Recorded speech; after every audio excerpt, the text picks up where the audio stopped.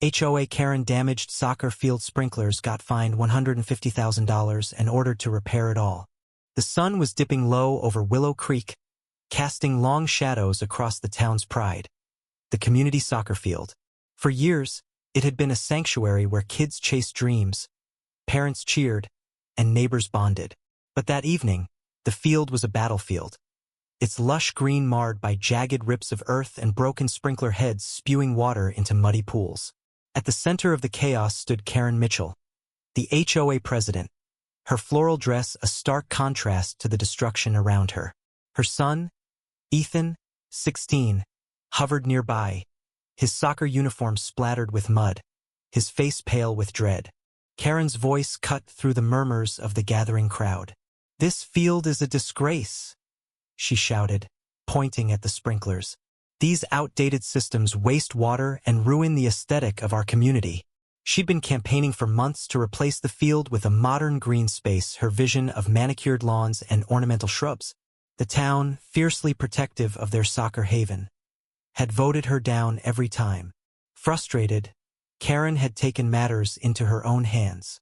It started with a petition, then escalated to complaints about unruly players.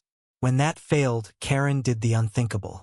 Late the previous night, armed with a shovel and Ethan in tow, she dug up the sprinkler system, claiming it was for the greater good. Ethan, desperate to please his domineering mother, had helped, though his heart sank with every clod of earth he tossed aside. By dawn, the field was a wreck, and the town's fury was palpable. The crowd now included Coach Ramirez, a wiry man with a voice like gravel, who'd coached generations of kids on this field. "Karen, you've gone too far," he roared. "This isn't just a field, it's our kids' future." Beside him, Mia, a 14-year-old star striker, clutched her soccer ball, tears streaking her face. "We have a championship in 2 weeks," she whispered. "Where do we play now?" Karen's eyes narrowed. "You'll thank me when this place is civilized," she snapped. But her confidence wavered as she noticed the crowd's growing anger. Among them was Mr. Hensley, the town's quiet groundskeeper, who'd tended the field for decades. His hands trembled as he surveyed the damage, but he said nothing, his silence heavier than any shout. The town council acted swiftly. By noon, Karen faced a $150,000 fine covering repairs, lost water, and community damages, and a court order to personally oversee the field's restoration. Ethan, though a minor, was assigned community service. The news spread like wildfire, and the HOA board, humiliated, stripped Karen of her presidency. Yet Karen remained unbowed, insisting she was the victim of a small-minded mob. Then came the twist no one saw coming. Mr. Hensley, the groundskeeper, stepped forward at the town meeting that night. Known for his reserved nature, he shocked everyone by producing a worn notebook. "I've kept records," he said softly, his voice steady but laced with pain. "Karen's been sabotaging this field for months, clogging drains, loosening pipes. I didn't speak up because I thought she'd stop." The crowd gasped.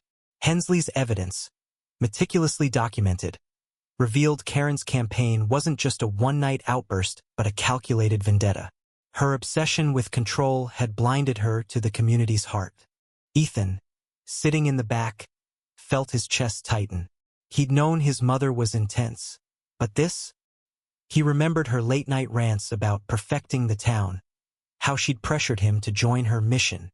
Now, facing the townsfolk's betrayed gazes, he realized the depth of her delusion and his own complicity. He stood, voice shaking. "I'm sorry," he said. "I should have stopped her. I'll help fix the field. Whatever it takes." The community's response was mixed. Some, like Mia, softened, seeing Ethan's remorse. Others, like Coach Ramirez, weren't so forgiving. "Intentions don't fix sprinklers, kid," he muttered. Karen, meanwhile, doubled down, blaming Hensley for spying and the council for persecution. Her defiance only deepened the town's resolve to see justice done. Weeks passed, and the field's restoration began. Ethan worked tirelessly, side by side with volunteers, his hands blistered from shoveling. Karen, court ordered to supervise, stood apart, her face a mask of resentment. The town watched, some with pity, others with scorn. Mia, now practicing on a temporary field, approached Ethan one evening. "Why'd you go along with her?" she asked. Ethan hesitated, then said, "She's my mom. I thought I had to." Mia nodded, her anger thawing. "You're not her, Ethan.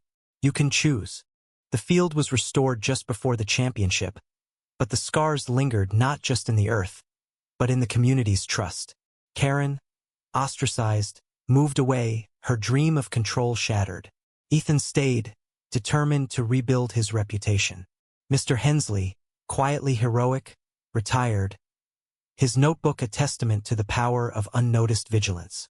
The championship game was bittersweet. Mia scored the winning goal and the crowd roared, but the victory felt hollow.